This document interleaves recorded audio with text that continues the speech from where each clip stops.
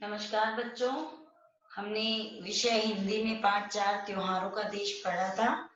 और जब हम किसी पाठ को पढ़ लेते हैं तो उसके बाद में हमें हमारा मूल्यांकन भी करना होता है। और मूल्यांकन जो है वो हम शब्दार्थ, रिक्त स्थान, प्रश्न उत्तर उनके माध्यम से करते हैं।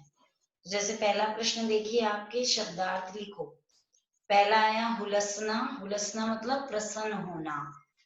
दूसरा गाथा। गाथा कहानी। खुशबू, सुगंध। सुगंध समझ गए, जो स्मेल होती है उसके लिए। मल्हार, वर्षा ऋतु में गाया जाने वाला एक राग, जो वर्षा ऋतु में गाया जाता है उसे मल्हार बोलते हैं। रसधार, रस की धारा। अब क्वेश्चन नंबर 2 देखिए, कठिन शब्द लिखो। कठिन शब्द में लोकतंत्र। चलिए, तो दूसरा क्या है? बसंती। तीसरा मल्हार। चौथा त्योहार। पांचवा तमाशे। छठा मुबारक। सातवां क्रिसमस।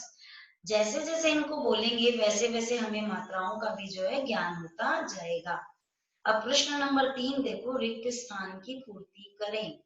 रिक्त स्थान की पूर्ति पाठ के अंदर से ही है। हमने पाठ पढ़ा तो हमें अपने आप, जब पाठ अच्छे से याद होगा तो ये जो रिक्त स्थान है वो हमें अपने आप ही सहजता से आते रहेंगे। जैसे देखो, पहला त्योहारों का देश हमारा, हमको इससे प्यार है। तो जो भी आप यहाँ पे फील करते हो, रिक्त स्थान की पूर्ति करते हो, उसको आपको अंडरलाइन करना है, रेखांकित करना है, अर्थात उसको मुख्य बिंदु के रूप में दर्शाना है। अब दूसरा देखिए, जैसे फूली नहीं समाती है। क्या नहीं फूली समाती है? राखी के दिन बहन खुशी से फूली नहीं समाती है। समझ में आ गया? तीसरा, दिवाली पर दीपदान, फुलझड़ियां खिल बताशे हैं। दिवाली पर दीपदान, रिक्त स्थान की पूर्ति के लिए क्या आएगा? फुलझड़ियां खिल बताशे हैं। 4 नंबर देखिए, रंगों की बौछार है। अब रिक्त स्थान डैश जहां दिया हुआ है वहां क्या आएगा? होली में डफडोल मंजीरे रंगों की बौछार है। तो रिक्त स्थान की जो पूर्ति है वो आपको समझ में आ गई। जब आप पाठ अच्छे से पढ़ोगे तो देखने की भी जरूरत नहीं है, आप अपने आप ही जो है इसको कर सकते हो। अब आगे देखिए, सही उत्तर का क्रमाक्षर कोष्ठक में लिखिए। हमेशा जो 4 ऑप्शन दिए होते हैं उनको चारों को करके देखो तो आपको उन 3 का, जो अन्य 3 है उनका भी जो है ज्ञान मिलेगा, नॉलेज होगा कि ये कब दिवस मनाए जाते हैं। जैसे 15 अगस्त है। अब हमें पता है कि 15 अगस्त कब आती है? 15 अगस्त है, क्या है ये तो पता ही है आपको कि कब आती है। परंतु क्या है 15 अगस्त? तो 15 अगस्त क्या हो सकती है? महिला दिवस हो सकता है? नहीं। शिक्षक दिवस? नहीं। तो बाल दिवस? नहीं। तो इसका उत्तर क्या हो गया? आजादी का दिवस। तो आंसर जो है वो आजादी का दिवस। अगला देखो, लोकतंत्र की झांकी लेकर आती है। लोकतंत्र कब आता है? 26 जनवरी को। तो अब आप देखो, होली, होली पे तो कोई लोकतंत्र की बात नहीं है, रंगों की बात है। दिवाली पर दीपों की बात है। ईद पर भाईचारे की बात है। लोकतंत्र की झांकी कब लेकर आती है? 26 जनवरी। तो इसका उत्तर क्या हो गया? 26 जनवरी। अब देखो, अति लघु, एक होता है अति लघु, एक होता है लघु और एक होता है दीर्घ। 3 तरीके के प्रश्न पूछे जाते हैं। अति लघु जो थोड़ा छोटा होता है, जैसे हम नाश्ता करते हैं, है ना, उसके बाद में दोपहर का खाना खाते हैं, उसके शाम का खाना खाते हैं। 3 चीज होती है, सेम वही बात है। अति लघु थोड़ा छोटा, लघु उससे थोड़ा बड़ा और दीर्घ उससे भी बड़ा। तो अति लघु त्योहारों का देश किसे कहते हैं? पहला प्रश्न क्या है? त्योहारों का देश किसे कहते हैं? तो हमने शुरू में पढ़ा था पाठ में कि भारत को त्योहारों का देश कहते हैं। तो इसका उत्तर क्या बना? भारत को त्योहारों का देश कहते हैं। अब दूसरा प्रश्न देखिए, आजादी के दिन तिरंगा किस बात की याद दिलाता है? आजादी के दिन तिरंगा वीर शहीदों की गाथाओं की याद दिलाता है। क्या याद करना है आपको इस प्रश्न में? बस इतना सा याद करना है, वीर शहीदों की गाथाओं की याद दिलाता है। बाकी प्रश्न के अंदर से लीजिए। प्रश्न नंबर 3 देखिए, गणतंत्र दिवस कब मनाया जाता है? स्वतंत्र दिवस और गणतंत्र दिवस। तो 26 जनवरी को हमारा संविधान लागू हुआ था, जिसे हमने हमारे भारत देश को गणतंत्र किया गया था।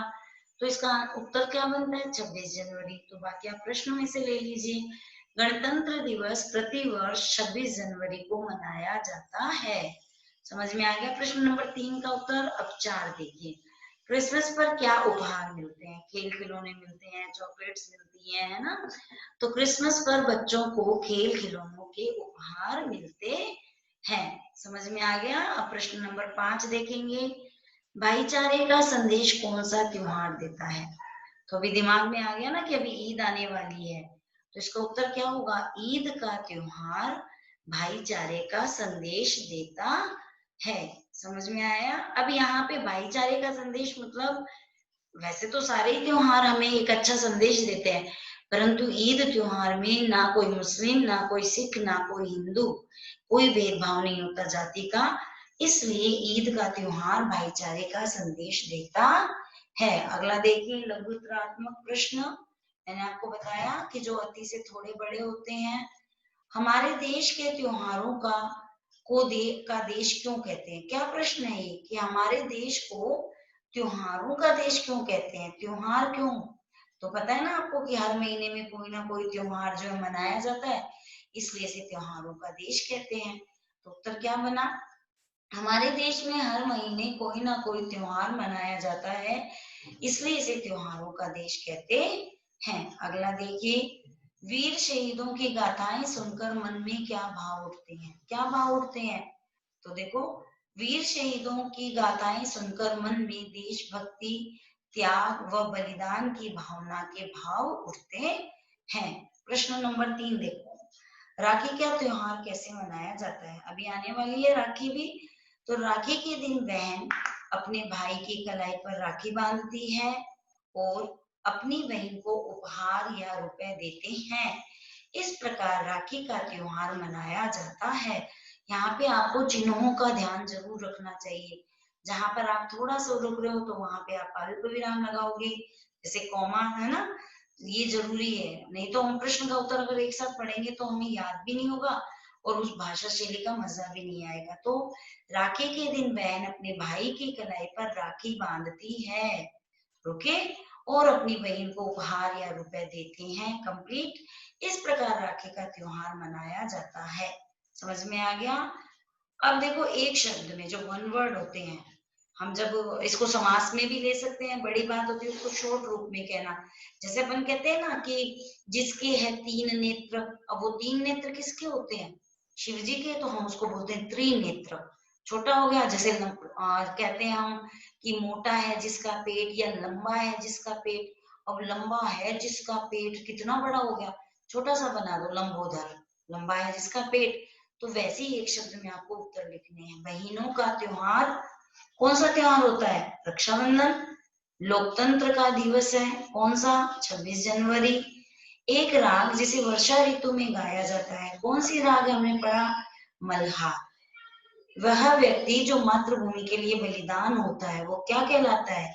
शहीद कहलाता है। तो आपको समझ में आ गया। अब देखिए, ये कुछ और महत्वपूर्ण जो है वो प्रश्न है। जैसे अन्य महत्वपूर्ण जो प्रश्न है वो मैं आपको सिर्फ वर्बली ऐसे ही बताऊंगी, आप खुद इसको कीजिए, क्योंकि हम लोगों ने चैप्टर भी पढ़ा है, हमने सारे प्रश्न उत्तर भी किए हैं।